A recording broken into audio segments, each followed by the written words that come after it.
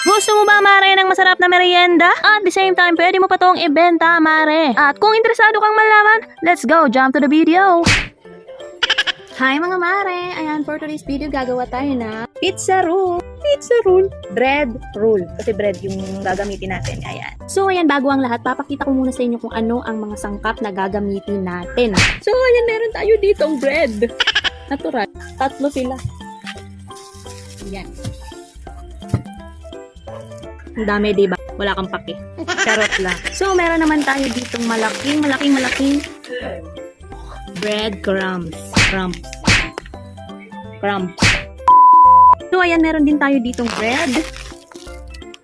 Ang ating napakalaking bread crumbs. Ayan. At syempre, ang gagamitin nating pang sauce ay Italian style spaghetti sauce kasi nakaluwag-luwag tayo. And of course, mawawala ba ang ating Eden?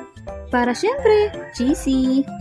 At syempre, meron din tayo ditong 4 na bell pepper na medyo kulubot na.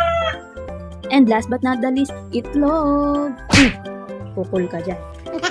Ayan, handa na ba ang lahat? Magsimula na tayo. Ayan, mare, magsimula na nga tayo dito sa ating paggayat ng ating bell pepper. Igayat lang natin ito ng pa-square, charot. At isunod na nga rin natin dito ang ating cheese, mare. At igayat na rin natin ito ng pahaba. At syempre, mare, para hindi ito dumikit sa ating kutsilyo, lagyan lang natin ito ng plastic or cling wrap, mare, para hindi nga siya dumikit. Ayan, tingnan nyo naman at maganda ang aking pagkakahiwa dyan. At hiniwa ko nga rin lang yan lahat, mare. At sinunod ko na nga rin itong breadcrumbs, pinakita ko lang pala. At meron din tayo ditong itlog, mare. At syempre, ang ating sweet style spaghetti sauce at cheese. At ayan na po lahat. At di ko pala nasabi kanina, mare, meron tayo ditong ginamit na ham, 2 balot. At dito naman, mare, papakita ko sa inyo kung paano ko nga ito nagawa, mare. Una nga gagawin natin dito, mare, ay ipa-flat lang natin itong ating bread gamit ang baso. Pero kung meron kayong rolling pin, pwede nyo po yung gamitin. Mas maganda po yung gamitin. Pero kung wala ka namang rolling pin, mare, gamitin mo na lang yung baso ninyo na medyo pahaba or ganito tasa para mas maganda yung pagkakaplaten. And then, mare, lalagay na nga natin itong sweet style spaghetti sauce sa ating bread. Ayan, spread mo lang siya, mare, sa lahat